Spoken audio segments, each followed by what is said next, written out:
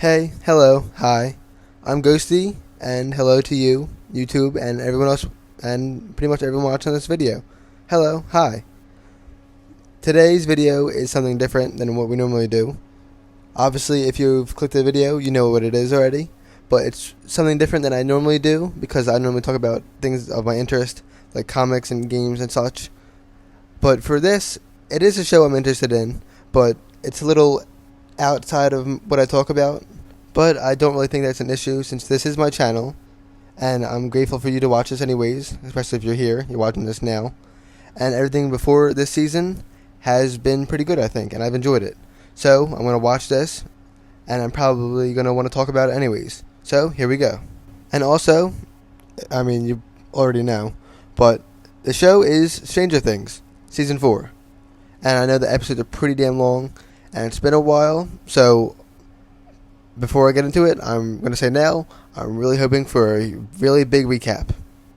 But you're here for my thoughts, and I'm here to watch it and talk about it. So let's watch it, and I'll get back to this.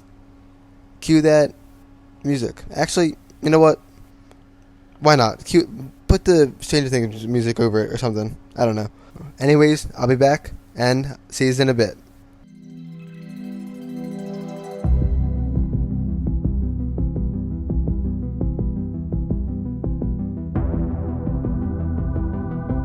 What in the did I just watch? Holy oh my god. Well, everyone, obviously, spoilers ahead. If you're still here, if you haven't seen it, go watch it. I advise you to do so, please, and then come back to me. I appreciate you taking the time and clicking on the video to begin with, but I do advise you to go watch it and then come back. But, so, that's just spoiler warning.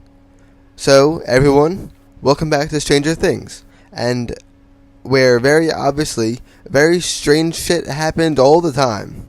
And am I glad to say it's back? Yes, I am, because I do enjoy it, and I've enjoyed the show for the most part in its entirety so far, all up until this season. And by the first episode, I have been enjoying it. I do enjoyed it. I thought it was a pretty good episode. A lot of new characters, and of course we meet some old characters as well, some familiar and new faces, which we'll get into. And I'm not going to... Oh, actually, I am going to take the focus off of what I said at first, because that's like towards the ending, so we'll talk about it later. But first, let's go into it. I can, for one, gladly say that there was a recap, and it did help a lot, because this show, even though I did enjoy it, and I paid attention to it closely throughout all the season so far, up until this episode, well, I did pay attention to this episode, I'm saying overall, I still forgot a lot of things, so the recap was nice, and I'm glad there was a big gap of a recap. But of course we meet our favorite gang of the kids in Hawkins, and we get a look at 11, or Elle, or Jane in this now, as, you know, people don't call her by 11, because that was her name when she was an experiment basically, and she had them like traumatic things done to her and all that, so we do that. And we get a good look at them and all that. Well, speaking of 11, first, before we get into the kids, before we see all of them again, which, by the way, it's insane how much we've seen them grow. Like, I feel like that's such a cliche thing to say. Especially, I feel like also old saying that. Because people say that just because actors grow up and obviously they age. Everyone ages. But this is weird because I'm, like, near their age, around their age. And I've still seen them growing up from each season. They all just grown up. And it's so weird seeing them as, like, basically adults now. I mean, I'm also kind of an adult now, so not much different. But it's just weird. It's wild. But before we do meet them characters, and before we see the Hawkins kids again, so many kids die off the bat. And I was like, what the fuck? Like, it was insane. There's like really gory. There's blood and bodies everywhere, and it seems like 11 did it. I'm not sure. I don't even remember if that was a thing that happened before, but it seemed like it was kind of new. But I don't know. I might need a refresher. But they didn't show it in the recap. It was like the starting scene of the episode. It was like a flashback. So I'm not sure. So it's probably gonna come up again. I won't be surprised. I hope so at least, or else it would have no importance whatsoever. But we'll see. But we see Mike again. We see Lucas, which I forgot his name, and I kept calling him Caleb in my mind because that's the actor's name, and I always see him on Instagram. But we see Mike, Lucas, we see Dustin, and we see Will. And of course, everyone else. We see Steve, which is probably one of my favorite characters. And we see Nancy. I'm not going to lie, if my girlfriend's watching this right now, I'm so sorry. But Nancy is so bad. And I'm not going to lie, I kind of dig Max too. But yeah, we see Max. And of course, like I said, we see 11. We see the whole gang. Steve's pretty handsome as well. Again, a little biased towards Steve, though. He's one of my favorite characters. And Robin, she's. I'm not even gonna get into that. I don't know. I'm a bit on edge for the Stranger Things characters. Sorry. All right. Well, anyways, it's always nice to see, the iconic cast come back for. No matter what the show is, it's always good to see the cast come back and everyone reprise their roles. So that's what we see in this, and we see the time jump kind of thing, where after the events of season 3, obviously.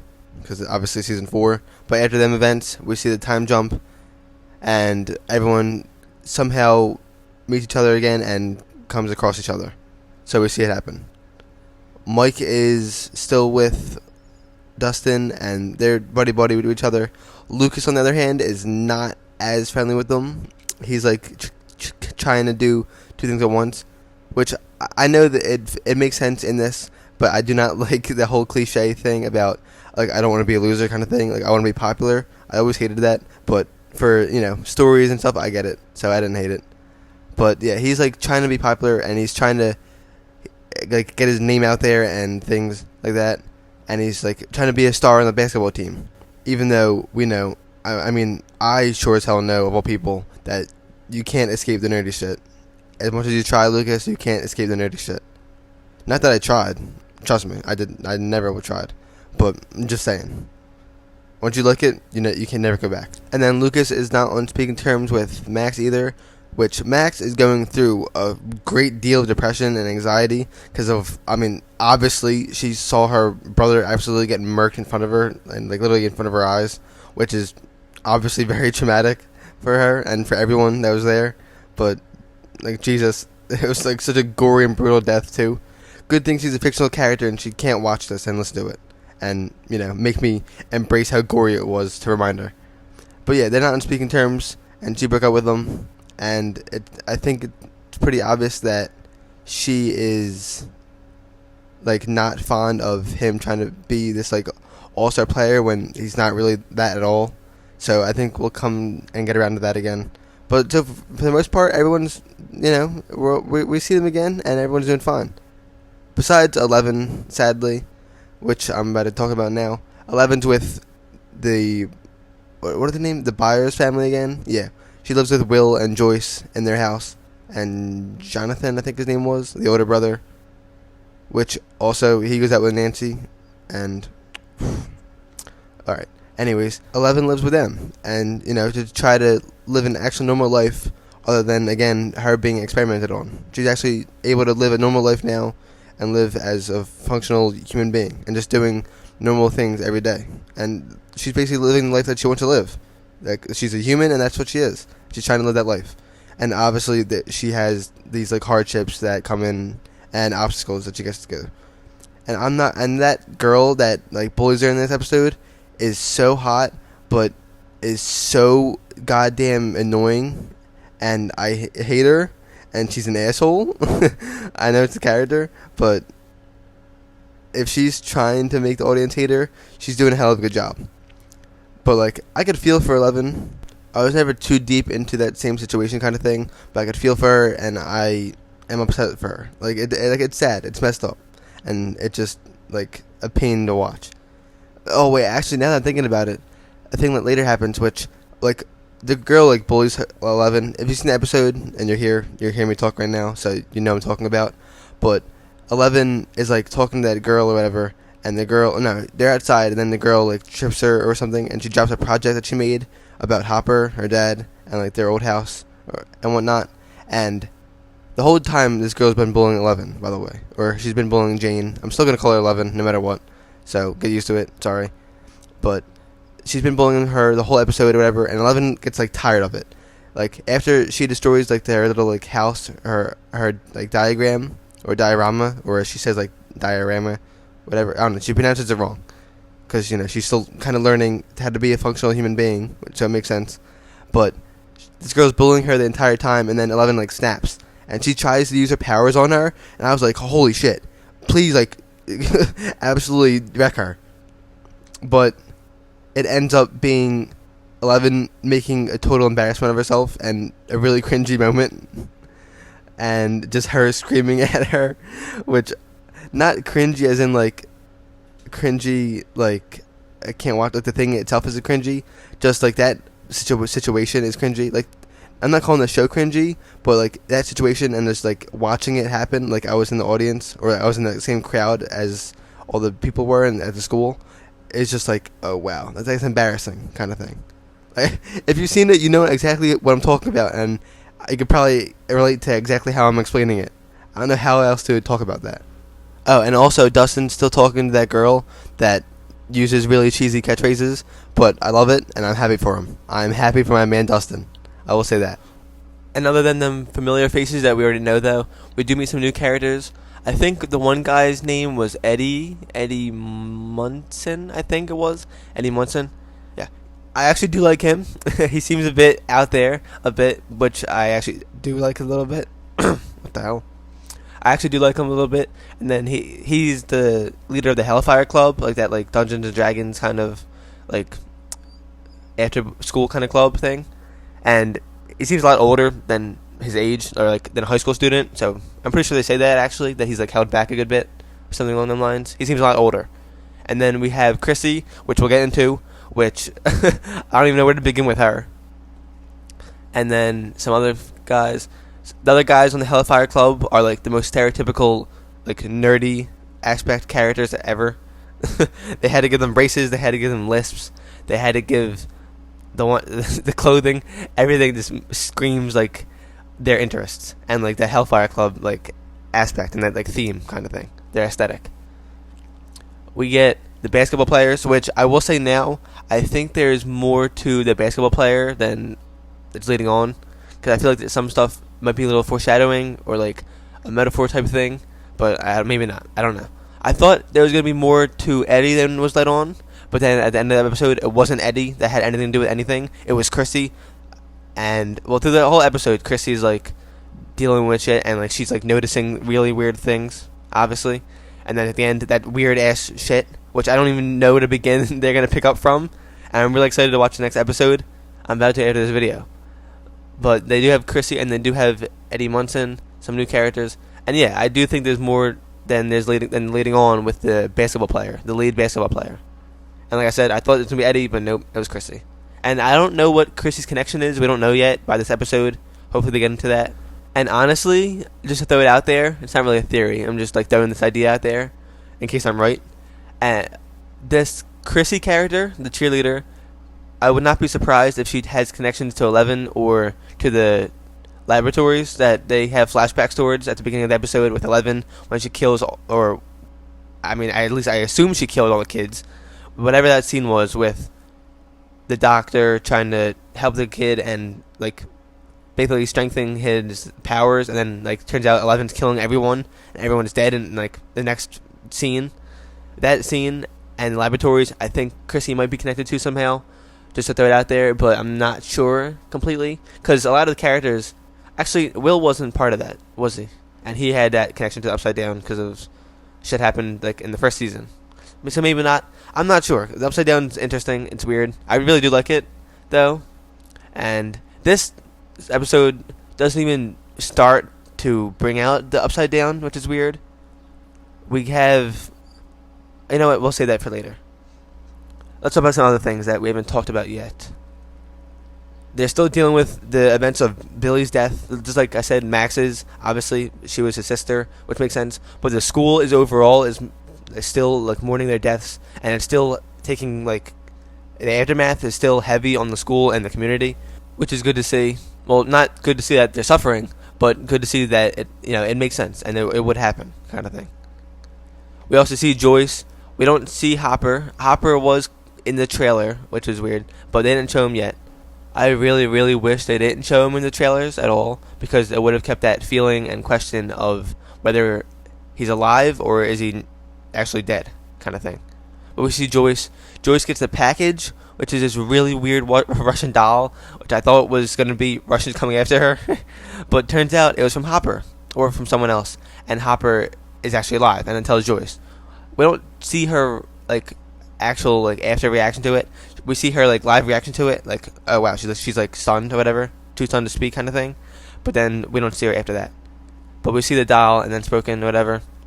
She calls, I don't remember his name, but the guy that's really, like, freaked out and, like, knows a bunch of, like, classified shit, and, like, he has, like, kind of like a comb over and the big beard. And if you don't know who I'm talking about in this episode, I'm talking about the guy with the big beard and the one that dives right into the ice bath, and that's on the phone with Joyce. I don't remember his name, but I'm pretty sure that gets across pretty well. He helps her with it and all that, and he knows everything. He's asking if it's taped, if it's roped, if it's cracked, if it has no head, if it has what genitals it has, everything. It had nipples, actually. I was joking about the genitals thing, but it actually had nipples, which is weird. But it was basically just for satire. But yeah, Joyce breaks it, and we learn that Hopper's alive.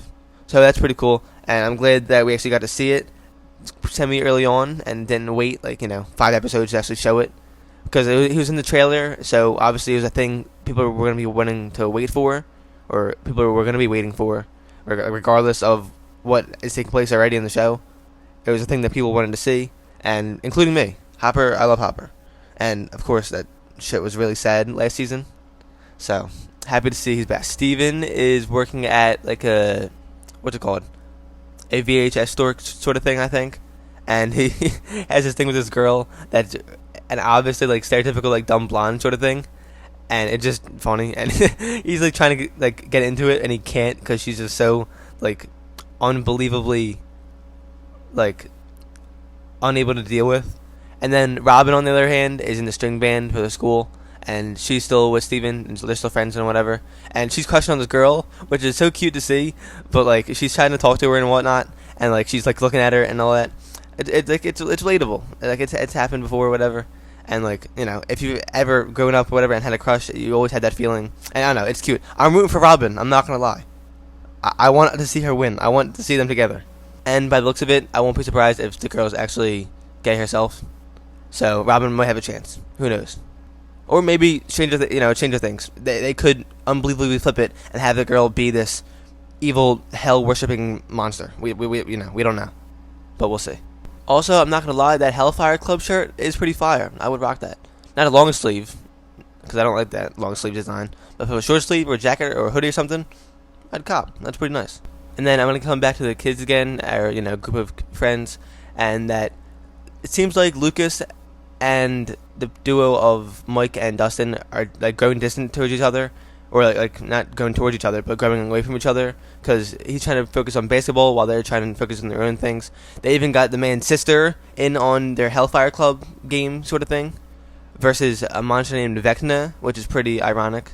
I mean, actually, it's not really ironic at all. It's on purpose, because, well, they name the creatures after these monsters in their games. So Vecna is next up, which we actually do see at the end of the episode, which we'll get into after this. But yeah, it seems like they're going out and they're growing distant with each other. Not Mike and Dustin, but Mike, Dustin, and then Lucas on the other hand. They're all trying to worry about different things and trying to fit into different social circles and whatnot. So I'm not sure how that's going to play out. I feel like there's probably going to be some intense scenes where they don't, or some shit's going to happen, and then it's going to be a really scene where everyone hates Lucas because he doesn't do something, because they missed his basketball game or something like that. Or maybe not.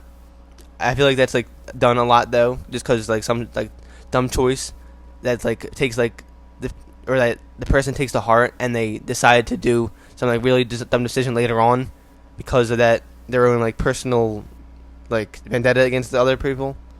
Does that even make sense? Hopefully you know what I'm talking about. I don't know. But yeah, we'll see whatever happens with them. And then, of course, Max and all. I already talked about her. And then 11, I talked about her too. So now, after that basketball game, and after the kids and Hellfire Club defeat the Vecna monster character in the game, we see Max back at her house, having to deal with her mother's alcoholism, and which is rough. And then she has to feed the dog outside. And then we see Chrissy and that character Eddie Munson go into an RV or like a trailer. And then, well, earlier in the episode, we see Chrissy see a bunch of wild shit. Obviously, we see her look at clocks and like they aren't even there, and like hearing voices and shit. And then she even sees this monster, which is called Vecna, since they do name the monsters after the monsters from the games. We see this actual like disgusting looking creature, which I actually really do like. I like the creativity and the monsters that are in the show a lot, and I really like them. Demogorgons were cool. The Mind Flayer or Slayer was cool, whatever that was called. And this dude is just straight up disgusting. And he's does not or it, she, whatever it is, does not play around whatsoever. But I'm really interested in seeing more of it because of what happened in this episode. So I'm gonna watch it right after this, and we'll get into it, and then I'm gonna make another video talking about that next episode. But for now, Max does see Chrissy go to RV. Oh yeah, earlier on, I mean. Chrissy is like trying to get like weed or whatever, and like she saw Vecna earlier, and I don't know how. We don't know by this episode alone. We don't know yet how she's connected to this. And again, it's not really the Upside Down because, well, I mean, I guess it is because Will saw the same things, and she's seeing things that aren't actually there. Well, they are actually there, but they disappear, here and there, and it comes back to reality. So she could see things that are in the Upside Down, or see things that are somewhere else, not actually where she is, and whatnot. And just straight up, like she'll like have like a living nightmare come to reality, and then a second later she's like fine, like in the bathroom scene, like she's throwing up or whatever, and something is wrong with her, obviously. Especially at the end of the episode, it was absolutely horrifying.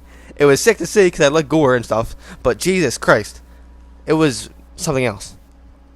Yeah, the whole episode she's trying to get help, and there's more to her than we're leading on, obviously, but I guess we won't find out now if she's, dead. Obviously, I think she would be dead by the end of this episode. I don't know how you could possibly survive that, but we'll see. And, well, yeah, she's has a lot of deeper stuff going on with her that hopefully we'll find out, and how her connection is with that anyways. Or they could not even explain it because it changes things, and they could just say something, or random like events occur, but I think they'll probably get into detail with it, especially now that Eddie Munson has to deal with her body in his trailer or whatever happens with that. And then Max noticed Chrissy actually going into the trailer, and obviously if they walk out and Chrissy doesn't walk out and she's dead, she's gonna go down, so it's gonna get wild real quick. But yeah, I said it wasn't Upside Down because, well, it might not be. It probably is doing Stranger Things, and that's like their whole like antagonistic side is the Upside Down, and then going against that like entity kind of thing. But we don't see the fully Upside Down, or we don't see her as in Chrissy. We don't see Chrissy actually like transport or like open her eyes, whatever, and she's in the Upside Down. But instead, she sees things from the Upside Down coming into her world and in front of her, and like in reality, in person. So I'm not sure how it works. It has been done before, and we don't know how it works. But this Vecna character, this creature thing, this entity, is a lot more powerful than anything else so far. Just by, the assumption that it's the final antagonist in the series, and, well, what happened in the episode. It seems like Chrissy's nightmares are actually coming true, and she sees things that she fears most, and the negative emotions are like about from her, thanks to this Vecna or whatever's going on with her. And then at the end of the episode, which is a horrifying sight to see, but Eddie's probably traumatized. But Jesus, like I said, it's morbid and it is wild. I think this is probably the most morbid thing we've seen. Actually, maybe not. I don't know. It was definitely the most like disturbing thing, I think. And the kids dying at the beginning. The whole episode is just fucked up, but it's Stranger Things, and it's good, so it's alright. But this Vecna creature is harming her through her mind. I'm not sure. Maybe her consciousness is in the Upside Down or somewhere else where Vecna can reach her, or maybe he's just reaching her consciousness by itself. Like maybe Vecna itself is reaching to her and targeting her for some reason. We don't know why, and we don't know how, but hopefully it finds out soon. Obviously, probably has connection to the Upside Down. Maybe something happened with Chrissy before, and that's why they're connected. I'm not sure, but we'll see. I literally could be literally anything. I'm not sure. But yeah, Vecna targets her through her consciousness and is in her mind, actually. So maybe that's the case too. It could all happen in her mind. But regardless of what happens in her mind, she still ends up dead, or whatever happens to her at the end. Because Vecna does all that to her, and her eyes pop, her limbs crack, her organs fail. Everything that can go wrong in 5 seconds goes wrong in 5 seconds. And her whole body is mutilated and completely destroyed thanks to this Vecna thing. And it was only through her mind or her consciousness, which is wild because we don't even know what he can do in person or what this Vecna thing can do in person, and it can do.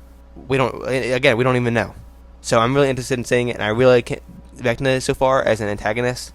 And wait, actually, before I go on, I want to say some girl is touching up on Will in class, and he ain't do nothing about it. Not a single thing. He just looked over, all weirdly, sweating his ass off, put his foot back in place on his desk, and looked forward.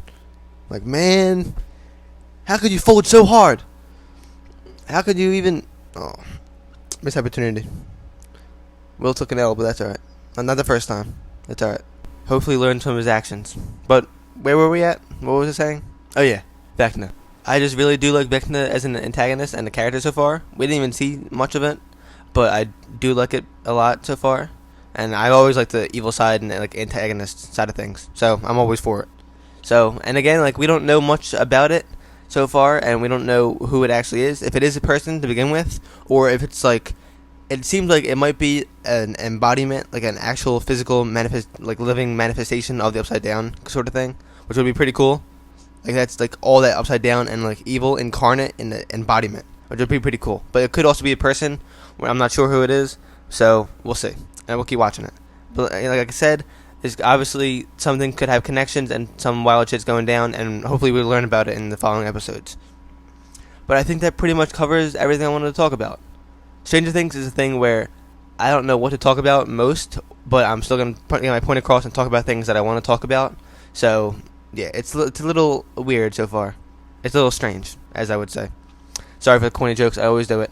But, anyways, I think that might be it for this video. So, thank you for watching. I appreciate it greatly. Thanks for checking me out and hearing me out for Stranger Things, Season 4, Episode 1. And I'm about to watch Episode 2 right now, and then make another video afterwards. So, again, thank you for watching. I appreciate you, and I appreciate you taking the time out of your day to watch this and hear me out. And thank you again. Subscribe, like, comment, etc., all that common YouTube stuff you hear everywhere else. And that's it. This has been Ghostie, and I bid you all farewell.